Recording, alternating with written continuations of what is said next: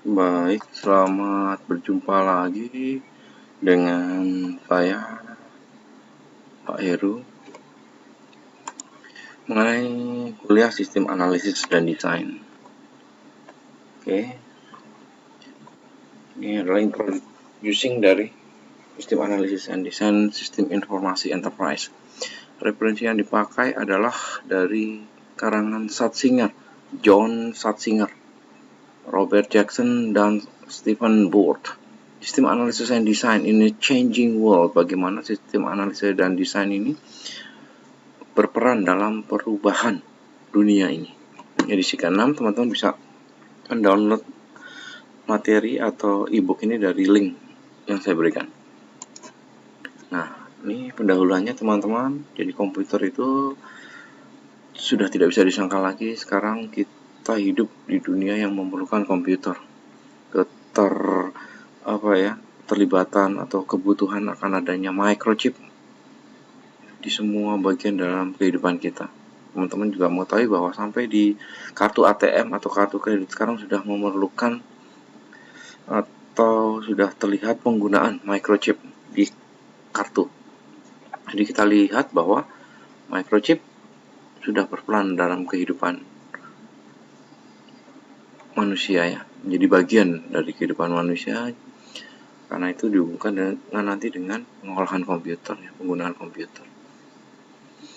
Nah, jadi kita hidup tidak hanya komputer itu sendiri atau computing ya. Computing itu adalah segala yang berhubungan dengan pengolahan data ya, computingnya. Nah, komputer ada di mana-mana, pengolahan data di mana-mana. Itu karena apa? Karena memang komunikasi juga meningkat ya. Komunikasi didukung oleh konektivitas yang semakin pesat, maju. Jadi artinya data-data itu perlu diolah. Nah,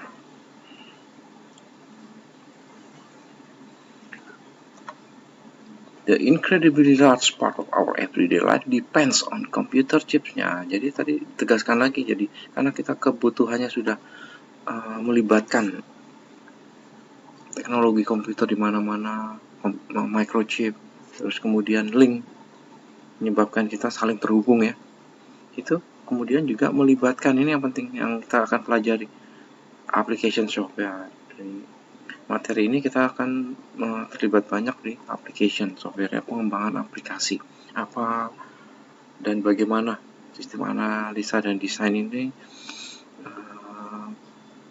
berperan juga dalam kemajuan teknologi. Nah, perannya apa, analisanya seperti apa, desainnya seperti apa, nanti kita bahas.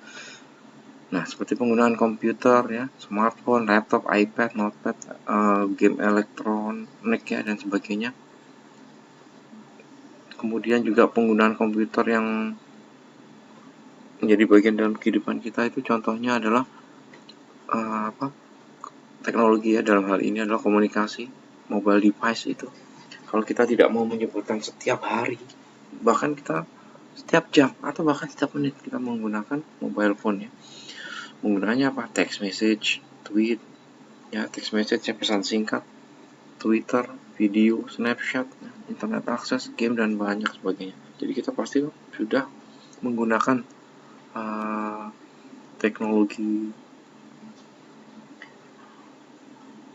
atau perkembangan teknologi, dalam hal ini penggunaan gadget ada di mana-mana. Bahkan ini dikatakan bahwa provide daily, jadi kita membutuhkan barang-barang tersebut setiap hari, setiap menit, setiap jam ya. Nah, teman-teman di sini kan tahu bahwa itu semua kan perlu dikembangkan interface-nya, dalam hal ini application software ya, pengembangan software-nya dalam berinteraksi dengan manusia. Jadi ada teman-teman yang sudah mengembangkan aplikasi ya atau software untuk laptop, untuk smartphone, untuk iPad ya. Teman-teman ada yang mungkin sudah berkecimpung di sana. Nah, sekarang pertanyaannya, given that we live in this world, nah dari keadaan yang sudah diberikan mengenai perkembangan high-tech gadget ini, teknologi gadget yang makin tinggi ini, kita kemudian bertanya, what is system analysis and design? Jadi apa sih sistem analisa dan desain itu, dan why is it important? Jadi mengapa penting? Jadi setiap kuliah yang akan diberikan itu teman-teman harus bertanya, kita kuliah itu ngapain? Terus pentingnya kuliah ini apa gitu ya. First, let us provide two important definition. Jadi buku ini menjelaskan bahwa sebelum kita lebih jauh sampai kepada apa itu sistem analisis, apa itu sistem desainnya, dia memberikan pendekatan tentang adanya definisi, dua definisi yang penting yang harus kita pahami terlebih dahulu, yaitu a computer application atau aplikasi komputer is a computer software program that execute on a computing device to carry out a specific function or set of related function. Jadi software komputer atau program yang berjalan dalam suatu device yang berbasis komputer untuk menghasilkan suatu fungsi tertentu ya, fungsi yang khusus, karena fungsi tersebut sudah dirancang untuk menjalankan fungsi khusus tersebut, fungsi tertentu. Nah, kadang-kadang computer application ini disingkat menjadi app saja ya. Contohnya iPhone app, Facebook app. Nah, itu kan computer application atau aplikasi komputer.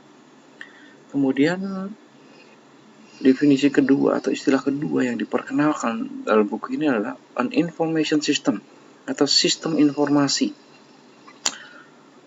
Is a set of interrelated computer components that collects, processes, stores, usually in a database, and provide as output the information needed to complete business tasks. Jadi kalau tadi hanya komputer programnya, kalau information system sudah sampai menghasilkan informasi. Jadi bagaimana komponen-komponen yang berhubungan dengan pengolahan data yang diolah dalam komputer tersebut yang saling berhubung, data-data atau komponen-komponen tersebut ya, digabungkan, diproses, disimpan. Nah, disimpan dalam hal ini dalam database untuk menghasilkan suatu output yang berupa informasi. Kalau tadi hanya berupa fungsi tertentu, menjalankan fungsi tersebut.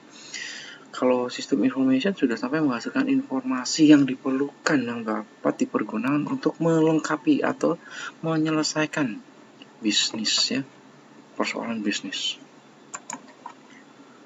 Dan selanjutnya, kenapa kita penting mempelajari sistem informasi, sistem analisa dan desain sistem informasi enterprise ya? Kenapa penting?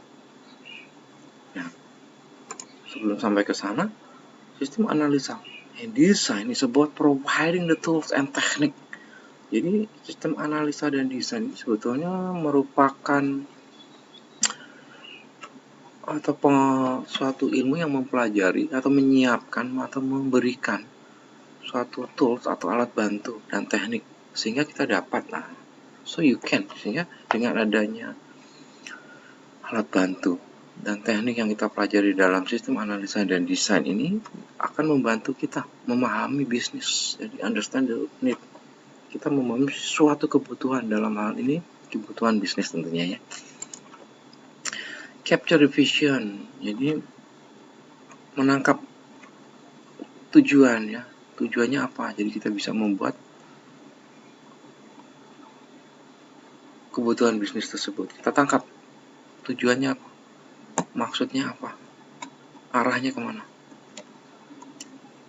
Dengan adanya alat bantu dan teknik ini kita bisa memahami maksud dari bisnis ini arahnya kemana ya, kita bisa memahami. Kemudian mendefine a solution, kita bisa mengusulkan ya, mengusulkan suatu solusi. Kemudian dari adanya visi dan solusi tersebut kemudian saling dikomunikasikan, saling dihubungkan antara visi kemudian solusi, harus dihubungkan. Jangan sampai solusi yang kita buat itu tidak sesuai dengan visi atau arah dari bisnis tersebut ya.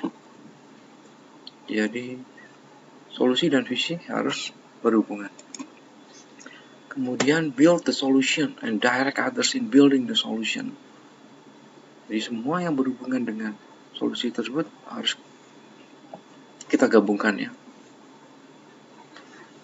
Untuk build the solution. Jadi setelah kita mendefine, kita harus bisa membangun, dibuatlah solusi dan segala hal yang berhubungan dengan solusi tersebut harus digabungkan. Setelah dibangun, setelah dibuat, setelah di-develop, dikembangkan, nah kemudian dikonfirmasi apakah solusi tersebut sesuai dengan meets the need, kebutuhan, sesuai dengan kebutuhan. Nah setelah dites, kemudian di-launch aplikasi solusi tersebut. Nah ini kita bisa membuat rincian seperti ini karena dengan sistem analisa dan desain ya kita memahami, karena kita punya tools, karena kita punya alat bantu, karena kita punya teknik-teknik, sehingga kita bisa menangkap, bisa memahami, bisa memberikan, bisa membangun sampai ke mengimplementasikan aplikasi yang sesuai dengan business need ya. Ujung-ujungnya sesuai dengan, kembali lagi di awal, kita buat rincian di awal, ujung-ujungnya harus sesuai dengan business need ya. Nah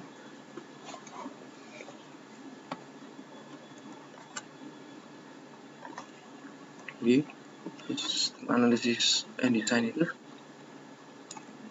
kuliah ini untuk memberikan pemahaman bahwa kita punya tools, kita punya alat bantu, kita punya teknik-teknik bagaimana sebagai seorang developer ya, kita memahami kebutuhan usernya apa, kemudian kita bisa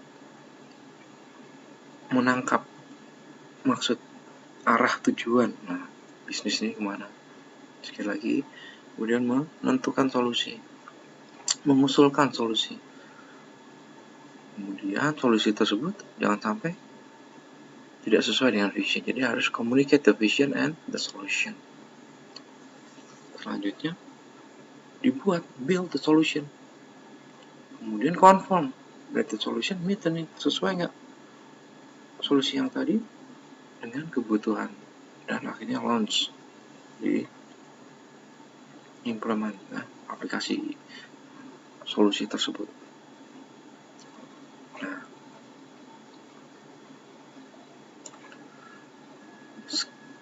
jadi sistem aplikasi sistem analisis dan desain ini juga termasuk di dalamnya adalah skill. Nanti kita punya skill, punya keahlian, kita punya step, langkah-langkahnya apa, kemudian kita punya guideline, kita punya petunjuk, punya guidelines, petunjuk tools itu tadi, kembali ya, tools, kita punya alat bantu yang mendukung dan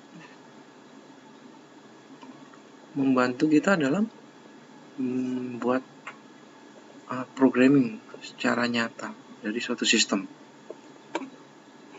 ya. Include soft skill ya, skill, step, guideline, and toolsnya itu termasuk soft skill. Soft skillnya apa? Jadi kita harus menginterview dan talking to user. Jadi kita harus memulai dengan interview ya, interview usernya, kebutuhannya apa, untuk mencari tahu kebutuhan dari user, kemudian berbicara lebih lanjut. Jadi interview kan hal-hal yang garis besarnya, sedangkan talking udah setelah itu, setelah dapat interview, kemudian didiskus lebih dalam dengan usernya, talking to user. Nah, dari soft skill ini kemudian menghasilkan hasil yang lebih dalam lagi, more technical, yaitu hard skill. Hard skill ini teman-teman, hard skill ini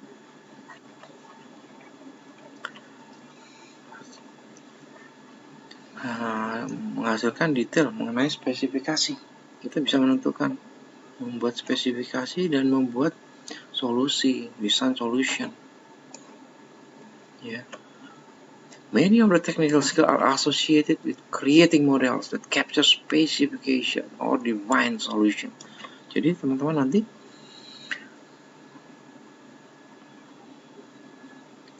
setelah membuat interview atau soft skill dan talking to user.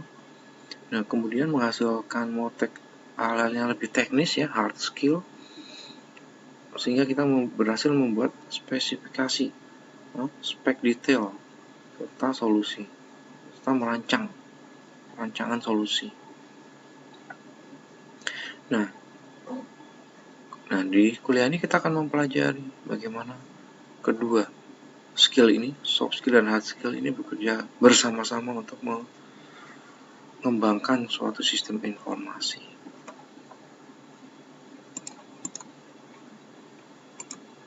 Nah, why system analysis and design important in the development of information system?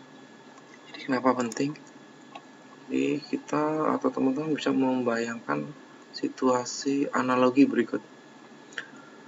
Kebayangkan ya analogi. Jadi di art and science, waktu kita creating a beautiful building, jadi membangun suatu gedung yang indah ya, itu melibatkan antara ilmu pengetahuan, science, dan art ya, nilai seni.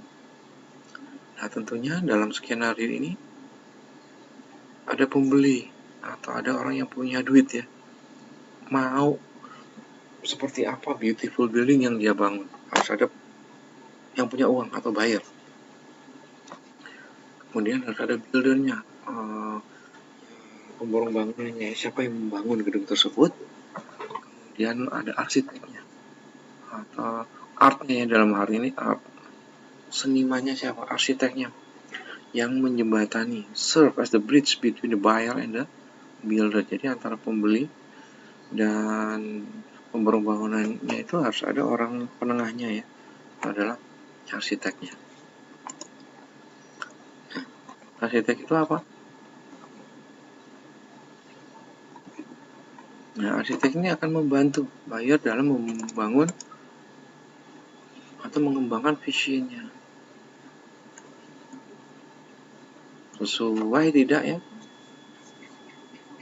Bisa tidak visinya itu diterapkan. Nah, kemudian saling dikomunikasikan untuk dikembangkan lebih jauh visi dari buyernya. Kemudian jangan sampai visi yang dikembangkan itu tidak bisa diterapkan. Jadi harus dikomunikasikan bagaimana visi tersebut dengan buildernya, memborong bangunannya, agar bisa dibuat spesifikasi bangunan tersebut, building spesifikasi. Dalam membangun spesifikasi tersebut harus disesuaikan dengan secara teknis oleh memborong bangunan. Bisa tidak dibangun gedung seperti itu. Jadi impiannya, visinya itu harus bisa dibangun sesuai dengan metode-metode atau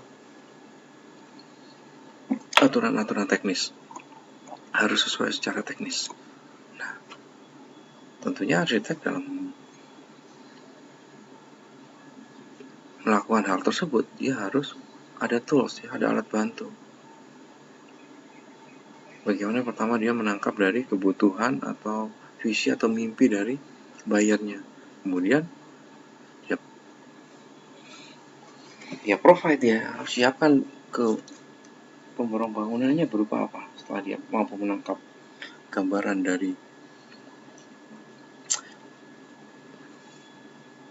buyernya, di provide ke pemborong bangunannya berupa tentunya dengan catatan atau petunjuk-petunjuk ya, instruksi seperti line drawing ya, masih garis sketsanya line drawing, kemudian blueprint sudah membuat, setelah line drawing atau sketsa, kemudian blueprint membuat cetak birunya atau sudah siap untuk dibangun blueprint. Kemudian dibuat scale juga, to scale model, membuat skala modelnya, kemudian detail spesifikasi atau spesifikasi secara detail hingga dia sampai membuat kunjungan on-site inspection ya, kunjungan ke lokasi. Nah, jadi just as a builder doesn't start construction without plans. Jadi jangan sampai seperti itu Programmer juga harus seperti itu. Programmer don't just sit down and start writing program kok. Jadi jangan hanya menunggu saja. Jadi juga harus punya rencana, juga harus paham visi dan mimpi dari usernya itu mau apa. Ya.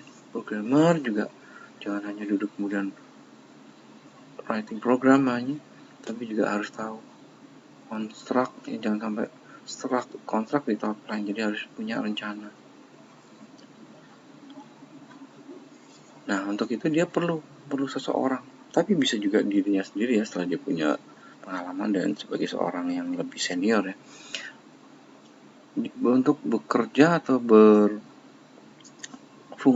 laksana seorang arsitek, yaitu planning, kemudian capture the vision, memahami detail, sampai dia membuat spesifikasi sesuai dengan kebutuhan sebelum dia writing the code. Dan jangan lupa verifying, memverifikasi that it satisfy the vision, jadi memenuhi atau sesuai dengan kebutuhan user. Nah, software arsitek atau arsitek software harus punya kemampuan untuk memahami dan menangkap visi dari orang yang mendanai suatu proyek. Nah, orang seperti ini biasanya disebut sebagai sistem analis. Nah, di kuliah ini, sistem analisis dan desain ini teman-teman disiapkan untuk menjadi seorang sistem analis. Nah, jadi ceritanya jelas ya. Jadi seorang sistem analis. Nah, analoginya teman-teman sudah tahu. Jadi ya, untuk pembangunan gedung ada pembeli atau orang yang punya uang, kemudian ada pemborong bangunan, kemudian di tengah-tengahnya dijembatani oleh seorang arsitek. Begitu juga sistem analisis dan desain. User yang punya keinginan ya, punya kebutuhan, kemudian programmernya orang yang membuat aplikasi atau merancang aplikasi agar memenuhi kebutuhan user atau mempermudah atau meringankan pekerjaan user. Nah, dijembatani oleh seorang analis atau sistem analis dalam hal ini ya. Di analogi, kemudian ini sistem analisis dan desainnya. Jadi akhirnya kita sampai kepada istilah apa itu sistem analisis dan apa itu sistem desain. Jadi sistem analisis itu melibatkan banyak aktivitas ya, yang memungkinkan seseorang untuk memahami dan menentukan. Jadi setelah memahami, dia membuat spesifikasi atau menentukan apakah sistem yang dia rancang itu dapat memenuhi kebutuhan bisnis atau user. Nah, kata kuncinya adalah memahami dan menentukan. Understand and specify ya, memahami dan menentukan. Nah, sistem analisis ini describe in detail the what that system must do. Jadi dia harus menjelaskan ya secara detail apa, dalam ini the detail the what, jadi mendetailkan apa-apa saja yang suatu sistem yang baru dapat, yang harus dilakukan sehingga sistem tersebut dapat memenuhi kebutuhan atau solve the problem, menyelesaikan masalah. Jadi apa-apa saja yang dibutuhkan suatu sistem ya, sistem analisis. Jadi analisisnya adalah memahami dan membuat spesifikasi atau menentukan apa-apa saja. Sedangkan sistem design consists of those activities that enable a person to describe in detail the system that solve the need. Jadi kata kuncinya dari sistem desain itu adalah menjelaskan secara lebih detail sistemnya yang harus dituntaskan, menuntaskan sesuai dengan kebutuhan. Kata kuncinya adalah solve ya. Kalau sistem desain itu kata kuncinya solve. Nah, dalam kata lain, sistem desain ini menerangkan bagaimana sistem itu bekerja. Jadi analisisnya, jadi teman-teman analisisnya apa? Analisisnya adalah memahami dan menentukan, sedangkan sistem desainnya itu adalah menjelaskan how sistem itu bisa bekerja. Ya, kata kunci analisisnya itu adalah what-nya itu adalah understand dan specify, sedangkan sistem desain itu adalah kata kuncinya how-nya itu adalah sampai kepada solve the problem, solve the need, ya, menjelaskan bagaimana sistem itu bisa bekerja sampai menyelesaikan masalah, menuntaskan sesuai dengan kebutuhan user. Nah, slide-nya, kemudian selanjutnya ini ada contoh kasus nih teman-teman. Contoh kasusnya begini teman-teman ya. Contoh kasusnya sebentar.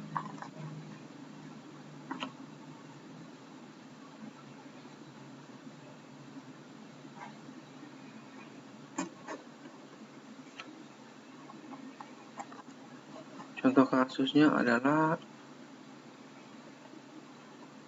oke, kita lanjutkan di video berikutnya ya, video berikutnya mengenai contoh kasusnya teman-teman ya. Contoh kasus ya. Teman-teman bisa lihat di video yang lainnya, video berikutnya tentang contoh kasus bagaimana sistem analisis dan desain diterapkan dalam suatu kebutuhan bisnis. Ya, silakan dilihat di video berikutnya. Terima kasih.